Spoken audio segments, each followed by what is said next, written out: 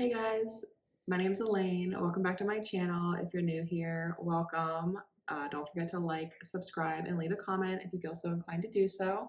For some of my followers, you may remember me from my cash stuffing videos that I have since discontinued, but I am back and I wanted to begin to create a little bit more deeper content that very much relates to me, but I know can relate to a bunch of other people as well.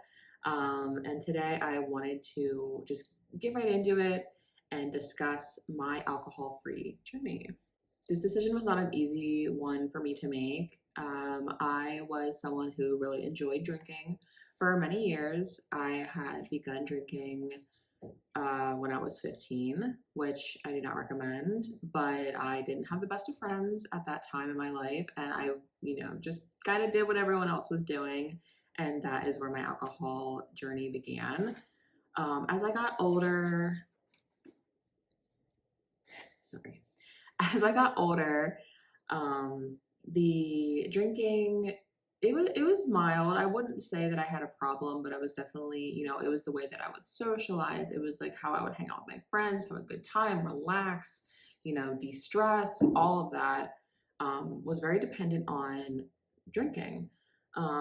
So the alcohol was definitely very much a crutch for me. And looking back, I realize that now, and I wish I would have realized it a lot sooner.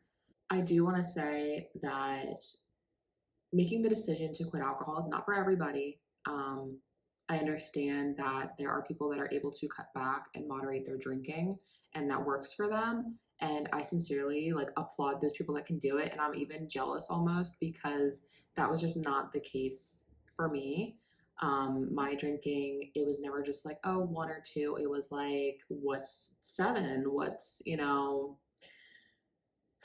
just a drink would make me feel great, two would make me feel better, three would make me feel phenomenal. It was just that kind of mentality with it where it's like, what's one more? And it would get me into situations that weren't the best for me, getting sick, embarrassing myself, being loud. Oh my gosh, the snap stories that I would have to delete the next day. If you were following me on Snapchat during my alcohol times, no, you weren't. So, yeah, there was just a lot of cons that outweighed the pros for me. And me getting really into my fitness and health journey, I had to take a step back and be like, what am I doing, as a mother? Like, how am I showing up for my daughter? Because while I was able to drink and, function at work, function as a mom, show up in all the areas I was supposed to show up in, I definitely wasn't present.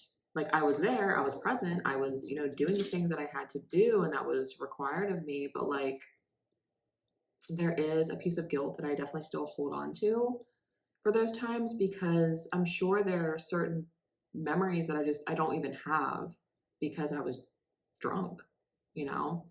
So, all of that to say that being 20 months, well, 20 months on February 14th, let me just preface that, is such an achievement for me because as someone who has quit many times over the past couple of years, to actually finally say that I'm, this year I'm going to be coming up on 2 years without alcohol. And there's never a time that I'm missing it or feeling like, I made a mistake, things like that, where, there may have been times before when I quit when I was like, oh, F it, I'm going back. I want to go to the party. I want to hang out with the friends. I want to do the things, do this and that, do that. But this time I don't know. I think I got 1 week in and I was like, yeah, 2 weeks in. Okay, cool. A month, 3 months. And I got so deep into being alcohol free that I almost would have more anxiety over messing up and losing the streak than anything. And I was like, no, this is a choice that I'm consciously making at this point. I turned 30 last year and just it's different for everybody. So don't come for me, but sometimes it's time to grow up. It's time to pack it up. Let's clean up the act and get it together. And although I was not an angry drunk person, I do feel like I was very fun to be around.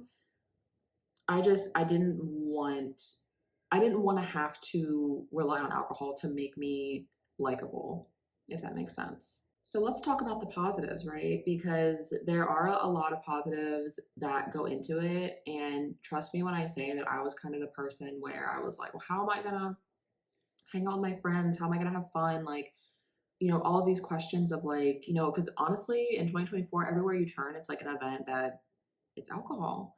And coming from a small town, like I live in a very small town, what do you, alcohol, like there's not a whole lot to do. So what I had come to realize, and I want to talk about, I guess, the challenges first, yeah, because I want to say that it wasn't easy. It wasn't like, oh, I quit alcohol and everything just got so much better instantly. No, I went through a period of finding my friends, because you will weed out the people that were only really around you because you were drinking. That is something that you will realize very quickly and very fast. Um, there was also a sense of going through the detox of alcohol. Not that I wasn't dependent on it. It wasn't to the point where it's like I had the shakes and things like that.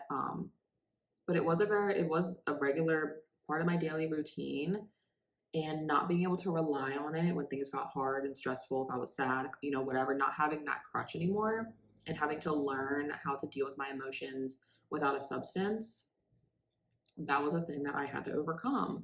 And that came with time. I don't want to say that, it was a simple thing to get over, but it definitely came with time. And I feel like now, like if I get stressed out, it's like go for a walk, read a book, take a bath, call a friend, call my sister. There's other alternatives. And I think I was always just, what's quick, what's easy, what's in the fridge, like just what is right there and available to me with like the least amount of work, right?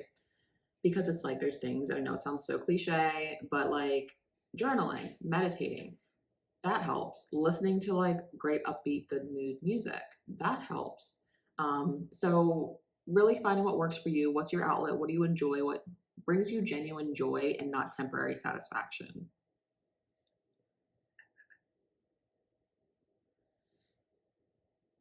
In addition to these things, I definitely, in the beginning, had a hard time sleeping. My sleep, well, let me say this. When I was drinking, my sleep was very shitty. I don't know if I can say that on YouTube. My sleep was very crappy. Um, I was waking up multiple times through the night, and as the alcohol was like coming out of my body and I was detoxing, my sleep has improved like 100%. I can sleep through the night. I'm well rested. I wake up in the morning and I'm not puffy. I'm not bloated. I don't have TMI, but like the day after, like bubble guts. That was a thing. Like that was like it was like a routine. I was just like, I know I'm gonna wake up, feel like poop, go poop, and like repeat. But that was like really hard for me to go through and like think that that was like a normal function for my body. Whereas now, like my body operates at its full potential. But that's not just from quitting alcohol. Like I incorporated the gym and clean eating, making sure I'm getting enough sleep and drinking enough water, all those things that they tell you to do. They really do work. They don't solve everything. They're not a cure all, but they do help the overall state of your body. Um,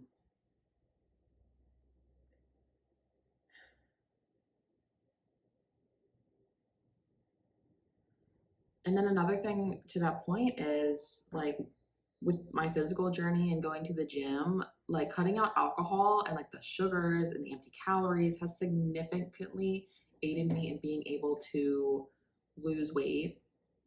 And that wasn't my goal with going to the gym, but I wanted to become more toned, more fit, have more muscle, things like that. And alcohol will directly counteract, that progress.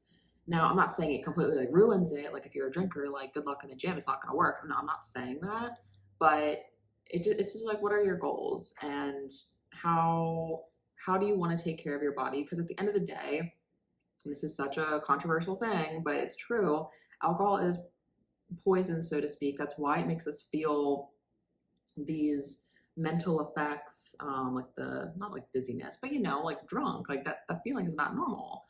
So yeah, but I do understand. Like I have friends that drink. I'm not like a, oh my gosh, can't be around you if you're drinking. It's just, it's not something that worked for me. So it's gone. That's it. Relationships. Oh my gosh. When I was a drinker, and I'm sorry if I was someone that like we were like trying to date or talk or whatever, but I was unhinged. I was the kind of person that would text you a bunch of times, or I would like, if I was like drinking, I would like to say something outrageous, or like, I think that I was really forming connections that were not meant for me during that period of my life because I was just acting insane. um, and after quitting drinking, I have been able to really sit back and like look at the decisions I was making and like the people that I was even giving a chance to and kind of entertaining and being like, oh my gosh, like I would never do that now. Like, so I would say with not having alcohol there to influence my decisions, when it comes to relationships, like my standards have definitely risen and I don't, I'm not as careless like with myself anymore. I definitely put a lot of thought into who I want to be around me and be around my daughter and, you know, build a life with, because I think before it was almost like I would try to force these connections with people out of like loneliness and maybe not really truly having anything in common because I just wasn't like thinking. And now that I'm alcohol free, like there's just a lot more mental clarity there. And not even just in like the aspect of my life, but just with everything, there's a lot more mental clarity and like the decision making process for me is a lot better because I'm coming from a place where I am sober. I'm level headed. I'm thinking about things logically, and I'm not thinking about things or making decisions on impulse. And that is very important. Now, let's talk about finances. When I tell you I was spending maybe like 20, 30, 40, 50, $60 a week on like White Claws or like a bottle of Crown or whatever, it adds up. It adds up. And mind you, it's like I've always had a pretty decent job to where I afforded it somehow.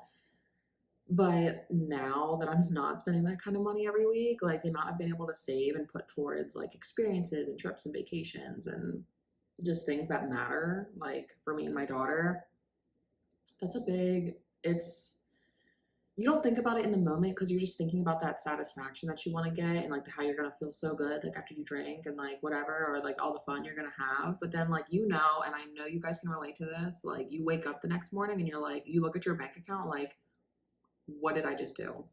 What the frick did I just do? Because you just spent all this money on a good time and it was a good time, but now, you know, you're sobering up, you might have a hangover, the scaries, and you're just thinking about how that money could have been spent better elsewhere. There was a lot of determination and perseverance that had to go into this. Like in the beginning, it was very much a day by day kind of thing. Because like I said, like I had tried to quit so many times before and like when I was quitting this time, it's like I didn't know how long it would be for. I just knew that I was going to keep going. Um, and even now, like being almost 20 months in, like even though I personally know that I'm not going to go back, it's still I do have moments of like, oh, like what if I, but the logic sets in and I'm like, okay, Elaine, like you know that like if you start again, it's like number one, ruining the streak. Number two, it's like it goes against like this all of this work and all of this time and effort that you put into like yourself and like who you want to be and what you want to project, you know, to your daughter and all of these things and you're just gonna like throw that away. So I almost, yes, like I'll guilt trip myself into being like, no, don't do it. But like at the end of the day, like I don't want to go back. I didn't like the person that I was back then. There, you know, I didn't have a lot of self-esteem. I didn't have a lot of self-worth when I was drinking all the time because instead of dealing with my problems and dealing with my emotions, I was just drowning it by drinking. And that was like it's so hard to look back on because who I am now and who I was then are two very different people. And I feel sad for the girl that I was then because who I am now, like, I know who I am and I know my self worth. And, like, I give myself grace for back then just because, I did the best that I could with what I knew and what I had and, everything that was going on in my life at the time.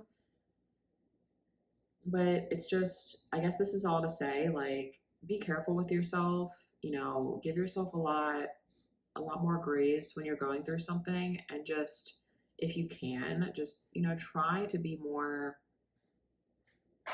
careful with yourself, I guess, is what I'm trying to say, because life is precious and life is short. And I'm upset that I wasted a good 3 years on, drinking at every occasion, every event. And although I do have memories of these outings and these things, it's like I don't have full memories, if that makes sense. So just keep that in mind. Because that was something that if I had to say, like, what do I regret about drinking, is that I just, I regret not being present. I know, yeah, like it's a fun time, it's cool, it's great, but like, well, you miss out. You do. Like, I'm so grateful and thankful for the family and the friends that I've had in my corner the entire time. Like, the ones that have not shut me out, the ones that have not, made me feel like I'm an outcast because I'm not drinking and they are, or, the friends that didn't stop inviting me to things just because I didn't drink. Because it wasn't a situation where it's like I couldn't be around alcohol. It's just that I wasn't going to drink it.